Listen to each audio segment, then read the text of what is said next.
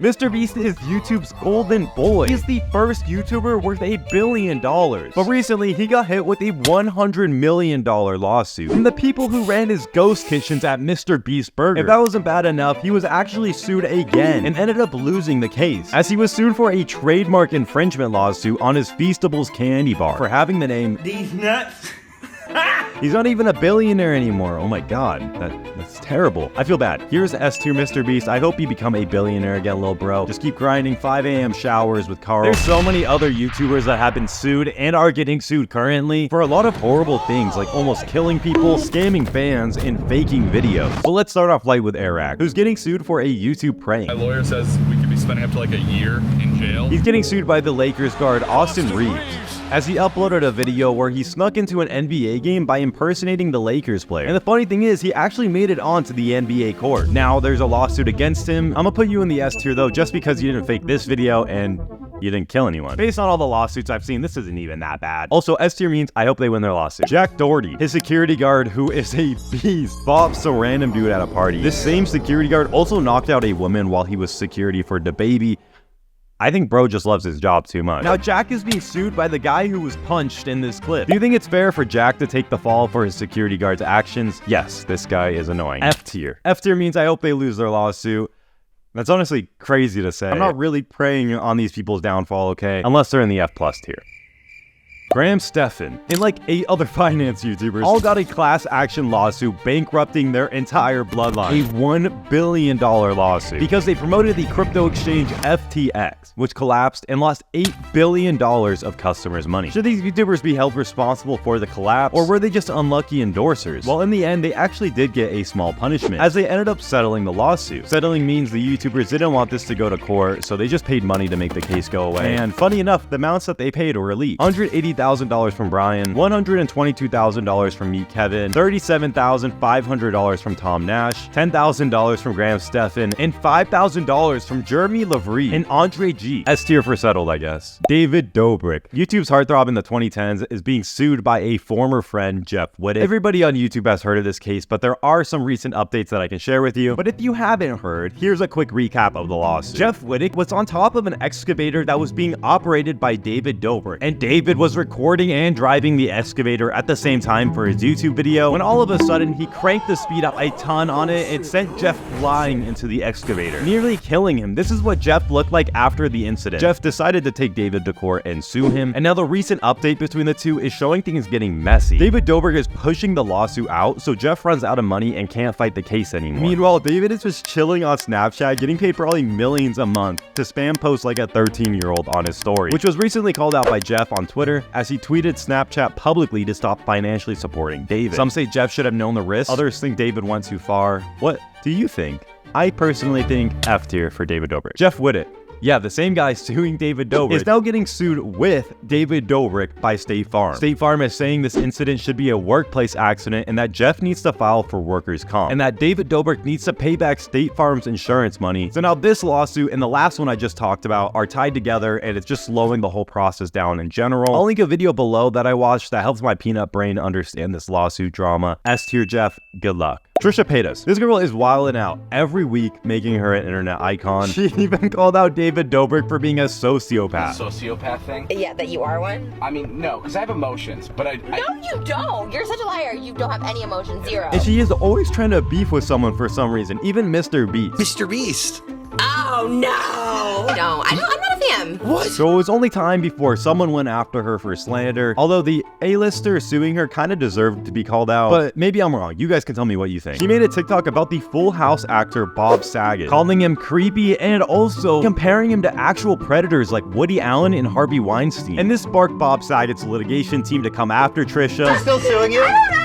I paid for something, so I think it might be. And in a later podcast, she confirmed that she was getting sued by his team. Like, even recently, there's like a comedian that's suing me because I had an opinion on him, and I was like, you can't, like, he's a huge comedian. Okay, I didn't know this, but apparently he's fucking dead. So, I think the lawsuit probably is not happening. I would just leave it at S-tier Trisha. S-tier Trisha Paytas. True crime YouTube. Making YouTube videos reporting on kids who died and then shitting on the rest of their family has become a valuable side hustle for people, especially for this one true crime YouTuber who speculated something weird was going on when a young girl died and the family started a GoFundMe to raise money for support. This YouTuber had a conspiracy on the kid's death being fake. It's a scam. With him saying there's zero proof of Kylie Rodney's situation being real, and claimed the family was trying to scam people on social media to his 3 million followers, who ended up harassing the family, and eventually the YouTuber got hit with a defamation lawsuit by the family. I don't think I've ever seen this happen before on YouTube, and it's another reason why we don't need an opinion on everything. F+. James Charles. Okay, when I first saw this, I thought it was for something else, because I thought he was gonna get sued for texting people that he shouldn't have been texting. But then he instead just said like, my former employee is lying, and tried to sue everyone. I don't know, this isn't that insane compared to the latter, so C tier. This lawsuit looks boring and I don't want to read into it. PewDiePie! When he was battling T-Series for the #1 most subscribed YouTube channel in late 2018, he released a diss track against T-Series called Bitch Lasagna, which T-Series took personally and snitched to the Delhi High Court. It reported PewDiePie's diss tracks as abusive, vulgar, and racist. A lawsuit was created that blocked both of his diss tracks against T-Series from being viewed in India. In 2019, it said the two have settled and they're not on bad terms, so S tier for settled. KSI. Wait, what was he sued for? His drink company Prime was sued for containing PFAs and forever chemicals. Oh shit. Logan Paul, the other owner of Prime, released a response video to the lawsuit, which was bar for bar what this other PR business TikToker said he should do, which made me not believe Logan Paul's video as much, but it's fine. It's whatever. I'll cope. It was a good video, and I have drank probably like over 100 bottles of Prime, and I really don't want to die, so I'm gonna go B tier. I really hope he wins this lawsuit. Logan Paul. Okay, we got a lot to unpack here. First lawsuit. Like I said before, Prime was sued for containing a high amount of PFAs. 2, his Maverick clothing line received a cease and desist by a company called Maverick Apparel. They claimed Logan Paul injured the good name of Maverick Apparel. This was after a forest incident, which resulted in $4 million worth of damages to their company. This also leads us to our third lawsuit. He was filming a movie where he was the lead character, but after his Japan incident, the production company Plainlist Pictures had to scrap the movie. So they sued Logan Paul for $3 million. And more so recently, the fourth lawsuit I have found was a class action lawsuit against his NFT CryptoZoo. I'm not gonna mansplain NFTs and crypto to you, but basically you shouldn't have bought his NFT. Nothing happened, if I remember correctly. They were supposed to hatch into like some mystical beings, but he didn't finish the game. And then he ended up being exposed for that, and a class action lawsuit was brought up to him. He offered to pay back a portion to those who bought into CryptoZoo, only if you waived any current or future lawsuit claims. RIP the Low Gang, I'm sorry. F tier. Mainly because you released another NFT project called 99 Originals after CryptoZoo. Jake Paul, brother to Logan Paul, also has a lot of lawsuits against him. I'm just gonna go over the big ones. First one, he promoted a crypto coin that's allegedly a scam called SafeMoon. RIP to all the SafeMoon holders out there who put in $1,000 and thought they were gonna become millionaires. You got played, I'm sorry. Jake Paul ended up settling this lawsuit and was fined by the SEC for promoting SafeMoon. The second lawsuit was for property damage, and watching his old vlogs, yeah, that makes a lot of sense. And the last one, the best one of them all, was for a 2017 YouTube prank, where Jake Paul drove around in his Jeep and honked his horn, which sounded like a train horn. A man named Ellis Barbakov was a victim of the prank and claimed he suffered from sustained shock and injuries, which left him with pain and suffering. Honestly, 2017 Jake Paul, very much a menace to society. He deserved to be sued. But this case was actually dismissed 2 years later in 2019. F tier for all these lawsuits. Especially the SafeMoon lawsuit. Tana Mongeau, Jake Paul's fake ex-wifey, honestly has been through some shit. I'm not gonna hold you guys, it's been bad. First, she was sued by her parents for slander, which I'd imagine was traumatic for her. And then she was also threatened with a $1 million lawsuit because she was gonna upload a video exposing some Illuminati ass shit, which she never published as she couldn't afford to go to court for a $1 million lawsuit. But she did have to go to court with her parents though, and they won the lawsuit. Tana had to pay them a couple $100,000s, and honestly, I don't think that's deserved. I feel like judges sometimes have a prejudice. Okay, I'm not gonna say anything that would make a judge hate me, okay? Because I don't know what's gonna happen in the future. I'm just gonna shut up. I love all judges.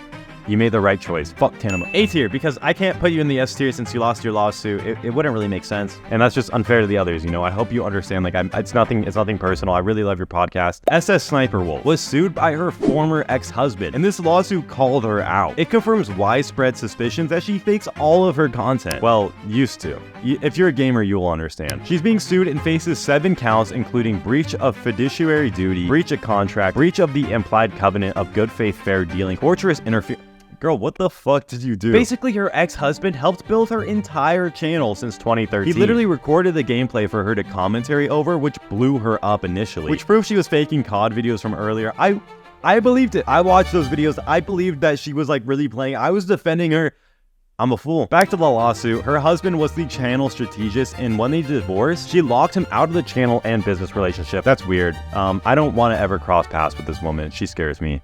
F tier. Austin Mcbroom. This man has also been going through it. From being one of the top family channels on YouTube to now being a divorced Snapchat reality star who sleeps outside of his ex-wife's house. I don't really get that piece of the lore, but this dude got hit with lawsuits up to 9 figures. The first lawsuit was for hosting an unsanctioned event called the YouTuber Takeover Parade. Bro was getting sued for up to $200,000 by the city of Beverly Hills because he shut down Rodeo Drive for an hour and a half. But that's nothing compared to this Drake glizzy of a lawsuit he got hit with. A $100 million defamation lawsuit. And he ain't MrBeast, okay? That's not a chunk of his net worth. That's sell your family sold a Snapchat type debt. But what happened was in 2021, he got sued by the company Live by Live. He worked with this company to host the 2021 YouTuber versus TikToker boxing event. And this event looks like it was a disaster behind the scenes. A ton of American fighters were unpaid. Austin was beefing with Live by Live behind the scenes. And then after the fight ended, Austin Mcbroom sued Live by Live for not receiving the $5 million he wanted. Then Live by Live countersued with a $100 million defamation lawsuit against Austin. And like, it's over for him, okay? Unless they settle the lawsuit. Oh, Live by Live paid out $3 million to a fund that will pay all the fighters, which doesn't look like it's enough to cover everyone, but it was enough to make the case go away, so S for settled. Did I miss any YouTuber lawsuits? Let me know down in the comments below and I can make a part 2 of this video. And thank you guys so much for 10,000 subscribers. That is crazy. It means a lot to me. I'm trying to get 100K before the year ends. So I'm going to be going hard on videos from now until the end of the year. If you want to continue down the Butterson rabbit hole, click this box right here to watch my last video. If you enjoyed the video, drop a like. If you're new, subscribe. Love ya, stay safe, and goodbye.